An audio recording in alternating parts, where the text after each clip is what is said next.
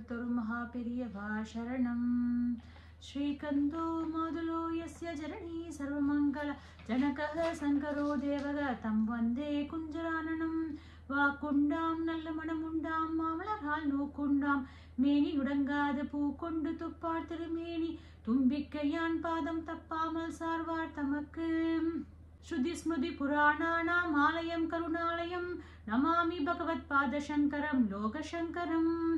ஓம் ஸ்ரீ குருப்யோ நமः. சர்வம் ஸ்ரீ சந்திரசேகரம்.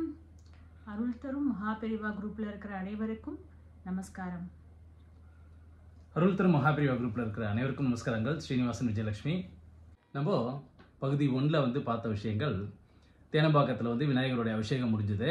ரொம்ப லேட்டாக எடுத்து 6:30 மணியாக எடுத்து 6 மணிக்கு தங்கரதம் ஸ்டார்ட் பண்ணிடுவா இதில் ஸ்ரீமடத்தில்னு சொன்னால் அங்கேருந்து 9 கிலோமீட்டர் அதுக்குள்ளே வந்துட முடியுமா அப்படின்னு மனசில் ஒரு சஞ்சலம், அதோட சேர்ந்து கிளம்பி வந்துட்டுருக்கோம் அப்படிங்கிறத சொன்னோம். அந்த சஞ்சலம் என்ன ஆச்சு அப்படிங்கிறத இப்போ பார்ப்போம். அதாவது நாங்கள் சரின்னு அங்கேருந்து ஒரு 6:30 மணிக்கு கிளம்புறோம். ஜென்ரலாக வந்து 6 மணிக்கு அங்கே தங்கரதத்துக்கு உண்டான விஷயங்கள்லாம் ஸ்டார்ட் பண்ணிவிடுவா. 6:30 மணிக்கு அந்த ஸ்டார்ட் பண்ணி பிரதர்ஷனம்லாம் வர ஆரம்பிச்சிடும் அப்படின்னு சொல்லும்போது நம்ம கிளம்புறதே எங்கள் 6:30 மணி. டிராஃபிக் வர அதிகமாக இருக்கும். வரத்துக்கு 7:15 ஆகிடுமோ என்னமோ லேட் ஆகிட போகிறதுங்கிற அந்த சஞ்சலத்தோடு வந்துட்டுருக்கோம். வரும்பொழுது அங்கேருந்து ஸ்ரீமடத்துலேருந்து ஒரு கால் வருது. நம்மளோட வந்த டிவோட்டி அவளுக்கு கால் வருது. அவர் சொல்கிறார், அதாவது ஒவ்வொரு வாட்டியும் மாதம் அந்த அனுஷ ஜெயந்தி அப்போ அந்த தங்கரதம் புறப்படும் பொழுது சென்னையிலேருந்து வைத்தீஸ்வரன் மாமான்னு சொல்லிட்டு ஒருத்தர் வந்து அவர் தான் வந்து பெரியவாக்கு அலங்காரம் பண்ணி அந்த ரதத்தில் வச்சு அழைச்சிட்டு வருவார். அந்த மாமாவுக்கு சென்னையிலேருந்து அவர் கிளம்பி வரும்பொழுது டிராஃபிக் ஜாமில் அவர் மாட்டின்ட்டார் அப்படின்னு சொல்லிட்டு நமக்கு கால் வருது. அதனால அவர் வர்றதே லேட்டாக தான் வந்துட்டுருக்கார் அப்படின்னு சொல்லிட்டு, அதாவது பெரியவா வந்து எப்படி இந்த தேனம்பாக்கத்திலேருந்து காமாட்சி அம்மனை தரிசனம் பண்ண வரும்பொழுது பிள்ளையார்கிட்ட சொல்லிட்டு வந்தாலோ அதை அன்னைக்கு நடத்தினா அப்படிங்கிறத நமக்கெல்லாம் ப்ரூஃப் பண்ணுற மாதிரி மிக அருமையாக நடந்தது. அது ஆக்சுவலாக அந்த இடத்துல வந்து அதை அனுபவிக்கும் பொழுது தான் அந்த அதோட முக்கியமான விஷயம் புரியும். நாங்கள் என்ன மனநிலையில் வந்துட்டுருக்கோம் அதை உடனே பெரியவா சால்வ் பண்ணி அந்த மாதிரி நடந்தது. நாங்கள் வரத்துக்கும் அந்த மாமாவும் வந்துட்டார், வைத்தீஸ்வரன் மாமாவும் வந்துட்டு அவர் அலங்காரம் பண்ண ஆரம்பிச்சிருந்தார். அப்புறம் நம்ம கையில் வந்து அந்த மாலையெல்லாம் கொடுத்து எடுத்து கொடுக்க சொல்லி பெரியவாக்கு அங்கே தங்கரதத்தில் வந்து சாத்தி அந்த அலங்காரம்லாம் முடிஞ்சு பெரியவா புறப்படுறதுக்கு வந்து ஒரு 8 மணி ஆகிடுது. பெரியவா புறப்பாடு தங்கரதத்தில் நடந்தது. அதெல்லாம் நம்ம அருள் தரும் மகாபிரிவா குரூப்பில் வந்திருந்த எல்லோரும் நம்ம வந்து அந்த தங்கரதத்தை வந்து இழுத்து அந்த 3 சுற்று வந்து அந்த அனுகிரகத்தோடு பண்ணுற மாதிரி ஒரு இது கிடச்சிது. இது சாயங்காலம் நடந்தது. ஒரு 6:30 மணிக்கு 7 மணிக்கு போனோம் நடந்தது. மத்தியானம் ஒரு சுவாரஸ்யமான விஷயம் நடந்தது. மத்தியானம் நாங்கள் பேசிட்டு இருக்கோம்.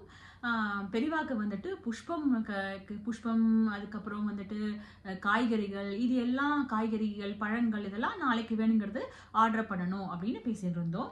அப்போ புஷ்பம் ஆர்டர் பண்ணும்போது அந்த புஷ்பம் ஆர்டர் பண்ணுற அவர்கிட்ட பேசும்பொழுது அவர் சொன்னார், வழக்கமாக நம்ம அவர்கிட்ட ஆர்டர் பண்ணுறது உண்டு. அவர்கிட்ட பேசும்போது அவர் சொன்னார், இந்த மாதிரி அவர்கிட்ட என்னென்ன மாலைங்கிறத சொன்னோம்.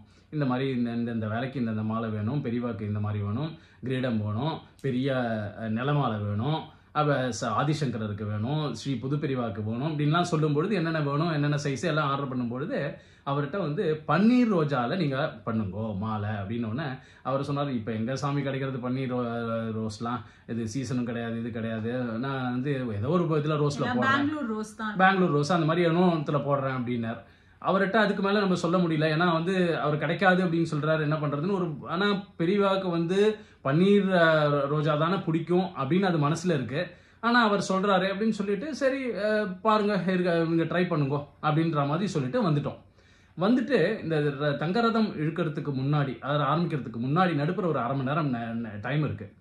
அப்போ வந்து ஸ்ரீமடத்தில் வந்து அங்கே மேனேஜர் இருக்காரு, அவர்கிட்ட போய் பேசிட்டு இருக்கோம். மறுநாள் வந்து நம்ம குரூப்போடைய அந்த பூஜா கைங்கரியங்கள்லாம் இருக்கு இல்லையா, அதுக்கு வாங்க வேண்டிய ஐட்டம் அன்றைக்கி அங்கே வந்து மடத்துக்கு வந்து மளிகை சாமான் வாங்கி கொடுக்கறது, அதே மாதிரி காய்கறிகள் பழங்கள் புஷ்பங்கள் பூஜைக்கு தேவையான, அதே மாதிரி நம்ம வச்சனம்லாம் பண்ணின்னு போயிருந்தோம் பெரியவாக்கு, அதே மாதிரி பருப்பு தேங்காய் பண்ணின்னு போயிருந்தோம். அதுதான் அந்த லலிதா மாமின்னு சொன்னேன் இல்லையா, லலிதா மாமி திரும்ப வருவா.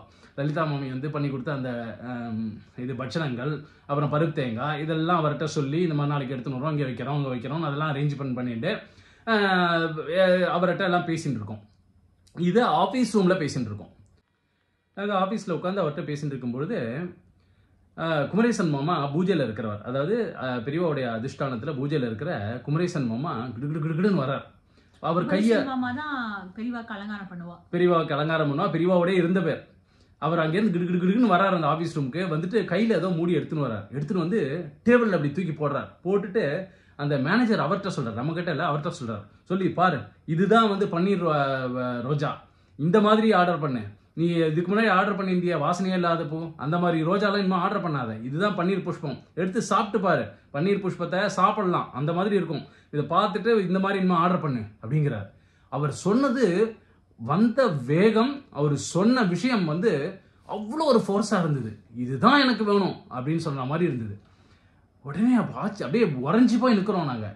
அப்போதான் மத்தியானம் பேசிட்டு வரோம் பூக்காரர்கிட்ட, பன்னீர் ரோஜா பண்ணுங்கோங்கிறோம். அவர் முடியாதுங்கிறார். அவர் வந்து அது இது இவருக்கும் தெரியாது, மேனேஜருக்கும் தெரியாது நம்ம புஷ்பம் அவர் பேசினதை. இவர் அங்கேருந்து எப்படி வந்தார்? அந்த ஒரு ஃபோர்ஸ், அவர் வந்த ஃபோர்ஸ் வந்து இப்படி புஷ்பத்தை தூக்கி பன்னீர் ரோஜா மாடலே எடுத்துன்னு வரார். எடுத்துன்னு வந்து இந்த மாதிரி தான் இருக்கணும் அப்படிங்கிறார். என்ன ஒரு ஆச்சரியம்! அப்படியே அப்படியே உறைஞ்சி போயிட்டோம். அப்படியே அப்படி இருந்தது. உடனே ரியலைஸ் பண்ணி அவர்கிட்ட சொல்லவே முடியல அந்த மாதிரி. அப்புறம் அவர்கிட்ட சொன்னேன், மாமா நீங்க பெரியவாளே வந்து சொல்ற மாதிரி சொல்றேன் மாமா, இப்பதான் நாங்க புஷ்பம் அவர்கிட்ட பேசிட்டு வந்தபோது இந்த மாதிரி நடந்தது, அவர் இதான் முடியும் அப்படிங்கிறார், இந்த மாதிரி சொல்லிட்டு வந்தோம் அப்படின்னோன்னு, நீங்க எங்கிட்ட கொடுங்க நான் பேசுறேன் அப்படின்னு சொல்லிட்டு லைன் போட்டு அவர்கிட்ட கொடுத்து, ஏண்டா நாளைக்கு நீ வந்து எல்லாம் நல்ல புஷ்பமா எடுத்துன்னு வரணும், எதை சாத்தணும்னு சொல்லிட்டு ஒரு இது இருக்கு, இந்த புஷ்பம் மட்டும்தான் இருக்கணும், மாலையில இதை போடு, அதுக்கு அடுத்து இதை போடு, இந்த மாதிரி போடு, அதே மாதிரி பன்னீர் ரோஜால தான் நீ மாலை கட்டி எடுத்துன்னு வரணும், சரியா அப்படிங்கிறார். உடனே அவர் புஷ்பம் அது வழக்கமாக அங்கே மரத்துக்கு கொடுக்குறவர் இல்லையா, ஓகே சாமி உடனே அதே மாதிரி பண்ணுறேன் அப்படின்னு அவர் ஒத்துக்கிறார். அவர்கிட்ட என்ன ஆச்சரியம்! நம்ம கேட்கும்போது இல்லை அப்படின்னார். அவர் என்ன ரீசனுக்காக இல்லைன்னு சொன்னாரோ அது தெரியாது நமக்கு.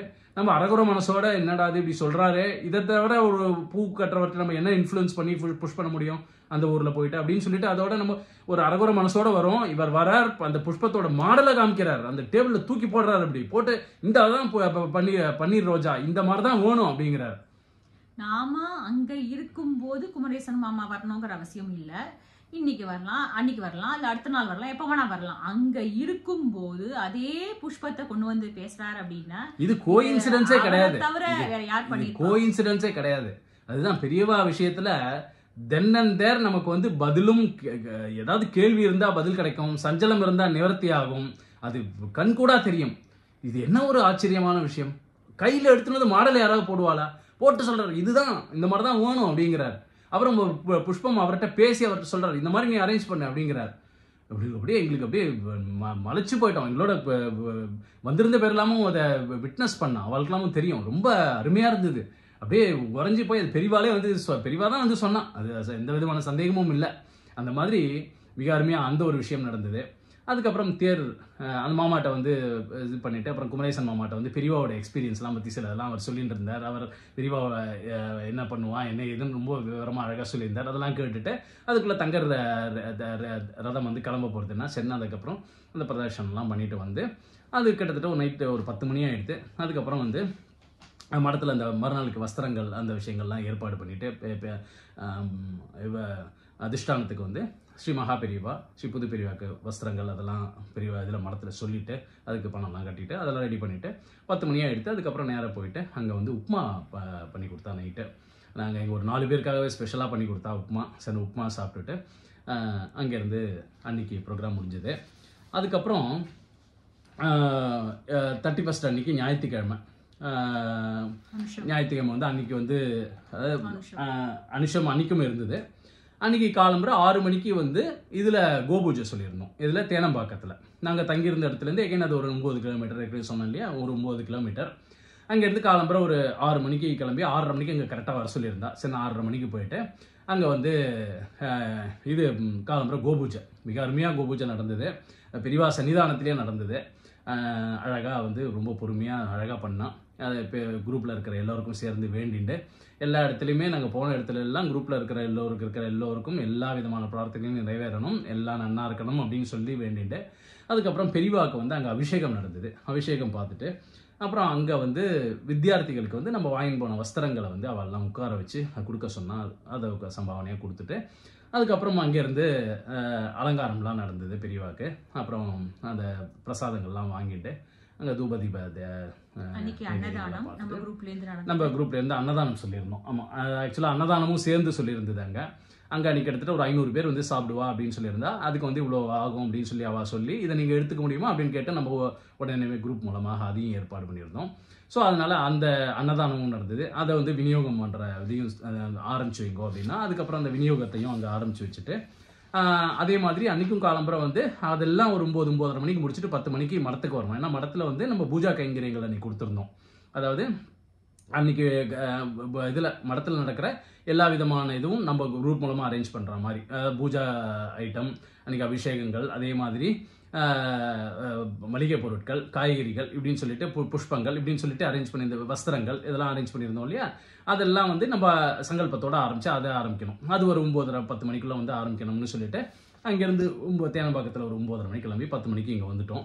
இங்கே வந்து அந்த மாதிரி காலம்புரை மிக அருமையாக அந்த ஒரு இது நடந்தது. அங்கே இதில் வந்து ஸ்ரீமடத்தில் வந்து மகாபிரிவாக்கும் சரி, ஸ்ரீ புது பிரிவாக்கும் சரி, அந்த அபிஷேகங்களை பார்த்து அங்கே கோஷங்கள்லாம் பண்ணிட்டு மிக அருமையாக நம்ம குரூப்லேருந்தும் நிறைய பேர் வந்திருந்தா.